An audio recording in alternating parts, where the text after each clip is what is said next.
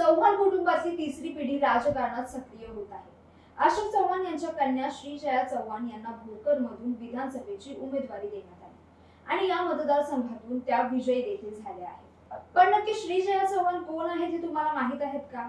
तर जाणून घेऊया. नमस्कार, मी जान्हवी जाधव. मॅक्स वुमन मध्ये तुम्हा सर्वांचं स्वागत आहे. 2014 मध्ये भोकरमधून अशोक चव्हाण यांच्या पत्नी अमिता चव्हाण या विधानसभेत गेल्या होत्या.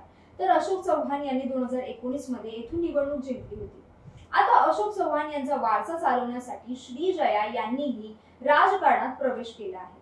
पण श्रीजया चव्हाण नांदेडमधील शारदा भवन एज्युकेशन सोसायटीच्या सदस्य आहेत.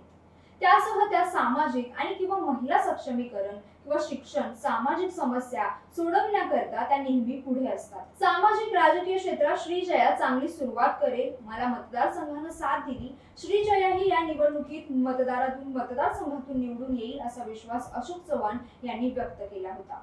चव्हाण कुटुंबातली तिसरी पिढी राजकारणात सक्रिय होत आहे. अशोक चव्हाण यांच्या कन्या श्रीजया चव्हाण यांना भोकरमधून विधानसभेची उमेदवारी देण्यात आली आणि या मतदारसंघातून श्रीजया चव्हाण या विजयी झाल्या. अशोक चव्हाण यांनी आमदारकीचा राजीनामा देत भाजपमध्ये प्रवेश केला होता. तसंच भोकर हा चव्हाणांचा पारंपरिक मतदारसंघ आहे. अशोक चव्हाण यांनी श्रीजया आणि सुजया अशा या दोन मुली आहेत. राहुल गांधी यांच्या भारत जोडो अभियानादरम्यान चव्हाण काँग्रेस सोबत होते. तेव्हा गांधींच्या स्वागताच्या बॅनरवर श्रीजयांचे फोटो झळकले होते. तर मतदारसंघात म्हणजे भोकर मतदारसंघात श्रीजया चव्हाण यांचे भावी आमदार म्हणूनही बॅनर झळकले होते. भोकर विधानसभा मतदारसंघ हा काँग्रेसचा बालेकिल्ला आणि चव्हाण कुटुंबियांचा पारंपरिक गड मानला जातो. आतापर्यंत झालेल्या निवडणुकीत येथून काँग्रेस उमेदवारांचाच विजय झाला आहे.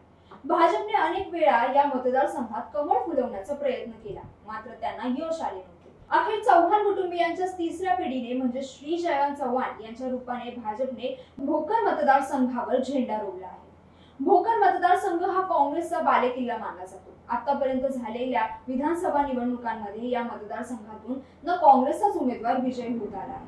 माजी मुख्यमंत्री शंकरराव चव्हाण, माजी मुख्यमंत्री अशोक चव्हाण तर माजी आमदार अमिता चव्हाण यांनी याच मतदारसंघातून प्रतिनिधित्व केले आहे.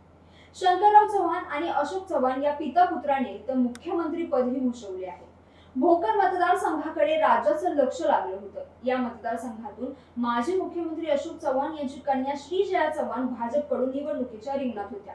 मोठ्या विक्रमी मतांनी त्या विजयी झाल्या आहेत. महाराष्ट्राच्या राजकारणात एकाच मतदारसंघातून आजोबा, वडील, आई आणि मुलगी निवडून येण्याचा विक्रम झाला आहे. भोकर विधानसभा मतदारसंघातून दिवंगत नेते शंकरराव चव्हाण, माजी मुख्यमंत्री अशोक चव्हाण आणि माजी आमदार अमिता चव्हाण या निवडून आल्या आहेत.